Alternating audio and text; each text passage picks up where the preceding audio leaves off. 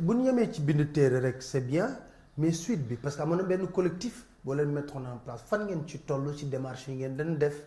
ak yenn puissance étrangère yi nga xam ne saisir nga leen woon pour li nga xam ne gars yi def nañ ko ci contrat yi ñoom ñu fexe ba jël ci ay mesures. waaw xam nga premier niveau bi ñu waroon a mën a régler problème bi fii la biir Sénégal waaye daf fekk Sénégal am na jafe-jafe bu rëy bi fi nekk mooy ci askanu Sénégal la dellu askanu Sénégal dañu war a xam ni yàlla ci boppam du wàcc ñëw defaral ñu Sénégal yàlla nee na du ma defaral benn askan lu mu mënal boppam tey ñun ñaa ngi jël ay gaal wala topp désert na dañuy dem Europe dañoo def seeni révolution xeex ak la fa newoon mu mel ni li fa ne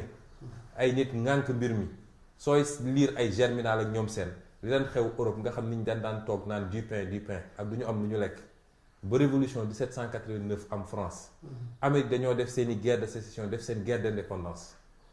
bañ ci jógee la nit ñi ne kenn ku nekk na sàmmonteeg lu ñu bokk pour defar réew mi ñun nag Sénégal dañoo foog ni lu ñu wax ñu ne nañ ko bàyyi ak yàlla ak nangam première réaction bi fii la waroon amee Sénégal askan woo xam ne réew moo xam ne réew mu ndóol la ñu boole la ci ñaar fukki réew ak juróom yi gën a ndóol ci àdduna njàng maa ngi ci suuf paj maa ngi ci suuf ndaw ñi amuñu liggéey jigéen ñi sonn nañ ñu ne yàlla feeñal na fi loo xam ne defar na réew yu bari waaye yàq na réew yu bari muy pétrole ak gaz ay nit mën a ñëw def ci lu leen neex parce que ñoo ŋànk nguur gi mu am Sénégalais yu jël seen responsabilité wax feeñal génn ay preuve mais loolu askan bi moo waroon génn parce que lii su amoon Europe tey Europe développé na États-Unis développé na feneen ak feneen mais su ñu nee ab président jël na fa avion def ci kérosène réew mi dem fu mu warul dem sax nit ñi génn ci mbedd mi waxuma laa loo xam ne ay centaines de milliards la ñu yàq mais kenn ku nekk ngi toog sa salon naan sàllaaw donc première réaction bi foofu la waroon nekk li may wax toujours ñun soxlawuñu ay héros soxlawuñu ay ku ñuy joxoñ naan kii jàmbaar la kii borom fit la am réew nit benn du ko defar li ñu soxla mooy li ñuy wax conscience citoyenne ñu dem ba kuñ fi falati balaa ngay xaatim dara balaa ngay def dara ci alal réew mi di nga xool gauche xool droite parce que di nga xam ni 14 millions de Sénégalais ñu ngi lay xool te dañ laa jiital kese pour nga gérer dans l'intérêt du pays mais tant que conscience citoyenne boobu amul ba nit ñi mën a jóg ni ñuy jógee suñu nee làmb am na wala ni ñuy jógee suñu nee concert am na wala nag leneen ñu ne leen ñi ngi yàq seen réew ndaw yi ne ci réew mi nga xam ne seen avenir la moom seen avenir la concerné ñu ne leen ñi ngi yàq seen réew ñi ngi jaay seen alal kenn ku ne toog fi mu toog donc problème bi njëkk am fii le Sénégal ba pare mu concerné segment Sénégal yépp wax naa ko ci téere bi segment yépp la concerné na technocrates yi concerné na politiciens yi concerné na ba ci classe maraboutique bi ñenn ci classe maraboutique bi concerné na leen imam yi ñeneen ak ñeneen ñépp la concerné Sénégal ñoo war a xoolaat suñu bopp bu loolu weesoo nag ñun ñu jàpp ni lañ ca waroon wax nañ ko ëllëg suñu ne woon dañuy woote manifestation place de l'Obélisque pour réclamer à ce que ñu revoir ñu dellu si ci contrat yi boo moytul doo am téeméeri nit mais comme gis nañu conscience boobu des na ñu ne dañuy continuer xeex bi comme yoon mayoon nañu yeneen pexe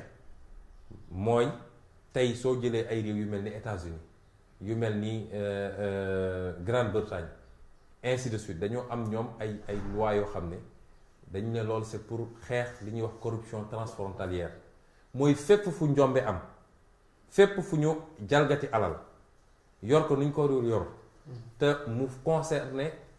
benn société américaine boo xam ne bokk na ci wala ay autorité américaine wala mu concerné